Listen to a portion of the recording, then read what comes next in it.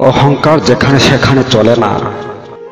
শরীরের বল যার তার সাথে প্রয়োগ করতে নেই। কিছু কিছু মধ্যবিত্ত লোক আছে, তারা যার তার সাথে অহংকার করে, যার তার সাথে বল প্রয়োগ করে। তবে এটা ভুল। মানুষ বুঝে অহংকার করতে হয়, মানুষ বুঝে বল প্রয়োগ করতে হয়। নইলে নিজের খারাপ দিন নিজেই টেনে নিয়ে আসা বলা হবে। একটা গল্প বলি। একদিন একটা ব্যাঙ নদীর চরে 1 টাকার কয়েন একটা পেয়েছে। সেই চর দিয়েই নেমে এসেছে এক হাতি জল খাবার জন্য। হাতি জল খাওয়া শুরু করেছে। তেমনি ব্যাঙ এক লাফে গিয়ে হাতির পায়ে একটা লাথি মেরে আবার এক লাফে এসে 1 টাকা কয়েনের উপর বসে পড়েছে। হাতি ভাবতে লাগলো, এই ব্যাঙটার আবার কি হলো? বলা নেই কথা নেই, আমাকে এসে লাথি মারলো। আমার মতো আমি জল খাচ্ছি, তাকে তো আমি কিচ্ছু করিনি, তাহলে আমাকে এসে কেন লাথি মারলো? আবার সেখানে গিয়ে বসে আছে।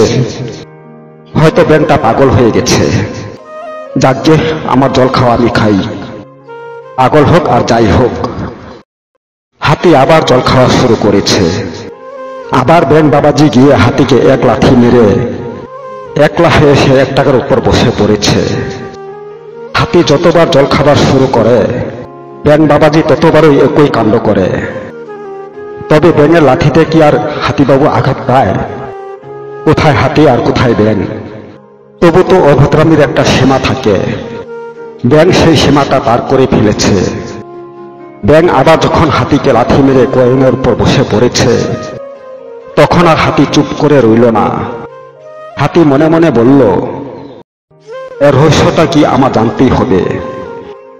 সে সাধারণ একটা ব্যাঙ, সে কেন বারবার আমাকে লাথি মারে, আবার বারবার সেখানে গিয়ে বসে পড়ে।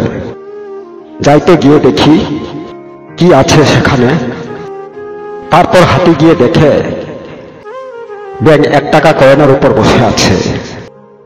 হাতি বলল, আচ্ছা, তাহলে এই তোর অহংকার। এতক্ষণ ধরে তুই আমার সাথে এই 1 টাকার অহংকার করে আমাকে লাথি মেরে চলেছিস। তবে দেখ তোর 1 টাকার অহংকার আমি কিভাবে শেষ করি। এই বলে হাতি ব্যাঙের উপর পা দিয়ে শুধু একটা চাপা দিয়েছে। হাতির এক চাপাতেই ব্যাঙ 1 টাকা নিয়ে মাটির সাথে মিশে গেছে। ব্যাঙও শেষ, তার 1 টাকার অহংকারও শেষ। হায় রে ব্যাঙ, তুই অহংকার দেখানোর আগে বিন্দুমাত্র ভাবলি না তুই কার সাথে অহংকার করতে চলেছিস।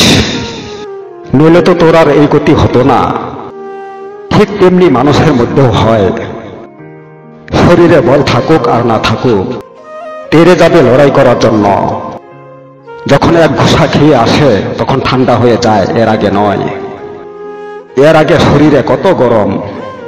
ঠিক ব্যাঙের মতোই লাফাতে থাকে, তোকে মেরে ফেলবো, শেষ করে ফেলবো, তুই আমাকে চিনিস না। আরে ভাই, শরীরে শুধু গরম থাকলেই হয় না, জবরদস্ত শরীর থাকতে হবে, নইলে গতি সেই ব্যাঙের মতোই হবে। তোমার যেমন শরীর আছে তেমন শরীরের সাথেই লড়তে যেও। সমান সমান লড়তে পারবে। সমান সমান লড়লে কোনো ক্ষতি নেই, বরং একটা সময় মিল হওয়া যায়, মনে রেখো। নইলে অবস্থা ব্যাঙের মতোই হবে।